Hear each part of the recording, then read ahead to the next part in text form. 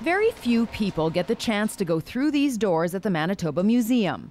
The doors lead into the museum's vault, a place almost never visited by the public. Well, we have 2.8 million artifacts and specimens.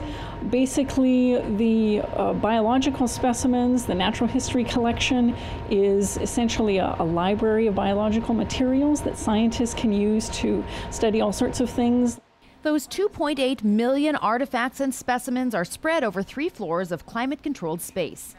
BIZEKI Robson is the curator of botany, so she's in charge of a large portion of what's stored on this level of the vault.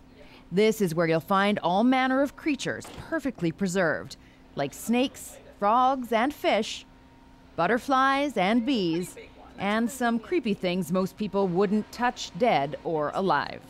For people who aren't afraid of spiders, I will often pull out the very large tropical spider drawer and show them our tarantula specimen.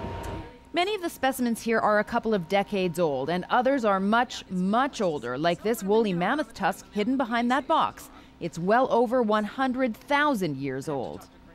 All of these things, one way or another, have a connection to Manitoba, whether they are native prairie creatures or were collected by a Manitoban abroad and brought here to be cataloged and preserved.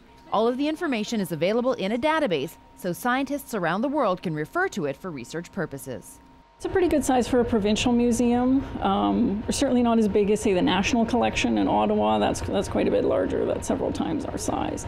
And something, an institution like the Smithsonian is just absolutely gigantic in comparison. But our focus is on Manitoba specimens.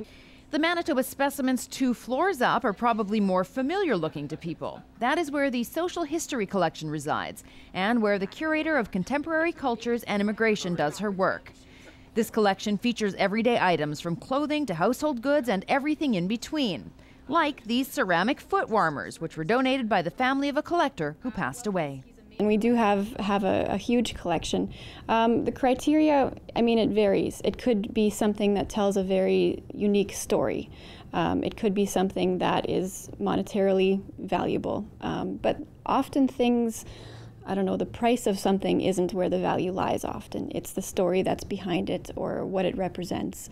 The main criteria is that most of our things, almost all of them, have a strong focus on Manitoba. So that's the main criteria that we have. What is the connection to the history of our province that this item can tell? These puppets tell a story. They are the main characters from a popular local children's program called Archie and Friends, which ran at noon from 1965 to 1986. They were donated to the museum in the summer of 2012. And then there's this 160-year-old clock, which came to Manitoba from Russia in a wave of Mennonite immigration, then ended up in Mexico and eventually back in this province. But Andrea Dick's favorite item on this level of the vault is this gigantic pair of shoes. They're massive, obviously well worn. If you take a look, they're very well worn. The soles are worn through in many places. They're from a local shoe shop at Ness and McGregor. Some items from the vault end up in the Manitoba Museum's Discovery Room as part of smaller displays.